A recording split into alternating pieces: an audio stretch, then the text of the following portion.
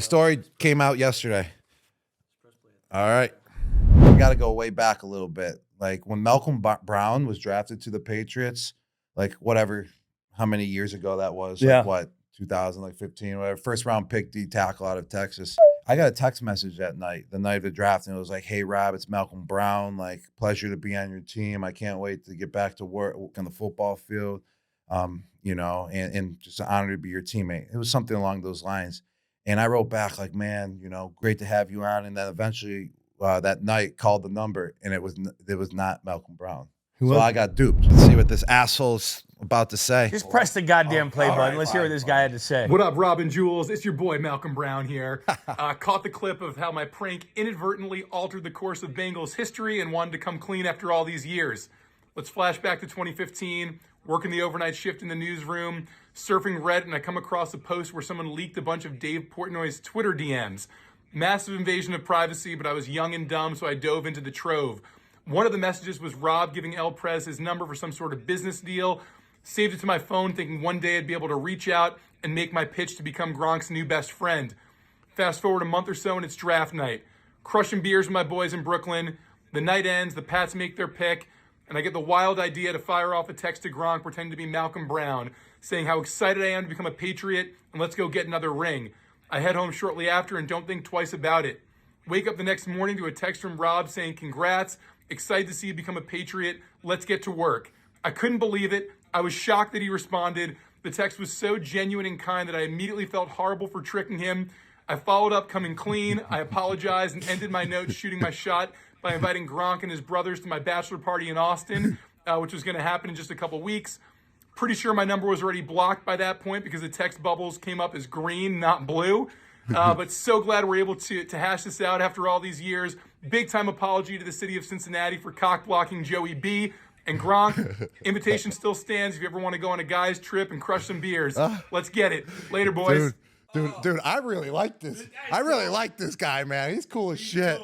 Holy shit. Look at that hair, man. But he called it out on the spot. He felt the genuineness out of Rob's text, and he's like, "Man, I fucked up." What a story, though. But inadvertently changed and altered the career of Joe Burrow, he's claiming. That's pretty impressive, because what if that never happened and then I did answer Joe Burrow and like he got me all excited then, and I'd be like, "Yo, Joe, what's up, man?" Possibly I would have probably responded like, "Possibly, like, what's going on?"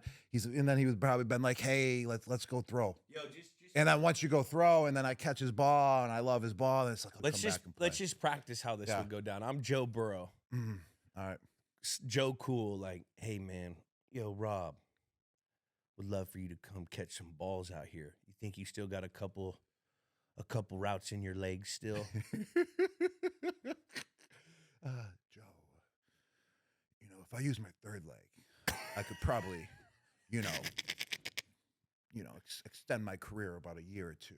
Probably have 20 routes, per game with my third leg. I think I can catch a couple touchdowns still. But here's the problem, man. I don't know if the other two legs are working that well anymore. So I got to, test it out a little bit. Let's go for a throwing session and see where I'm at and see if your throws get me excited or not to want to come back out of retirement. All right, bud, I'll come pick you up in my Batmobile. Oh, the Batmobile. Hey, on serious though, if he asked you, what would? No, at that time, it was actually right after the second, my second retirement. Yeah. And Tom was actually still playing in Tampa, and I had such a great situation in Tampa that, like, I wouldn't have left Tampa. You can't leave. You can't leave. I wouldn't have left. I mean, not just because Tom was there, but just the whole situation in Tampa as well. I really loved it there. It's just that I didn't want to play football anymore. Yeah. So, like, it was really cool that Joe responded, because they asked me. I got interviewed in a couple questions like, "Hey, what young quarterback do you think is a baller, and would you like to play with if you possibly went back and played?" And I was just like, the young quarterback that I loved, who I loved watching in the national championship game, actually went in at LSU when he was there, and he absolutely dominated in that championship game. And that was the first time I've even heard of him, was in that national championship game. And I was sitting there in awe, like, this dude is good, bro. Like, this guy. I'm calling bullshit. This guy can play. I'm calling bullshit. You just liked him because he smoked a cigar in the locker room. And he smoked a cigar. Yes, I love that part too. And I loved his slick back hair and just how chill he was, man. It wasn't like any situation was gonna, force him to make a mistake. Yeah. Like, he was just calm, cool, and collective. Confident.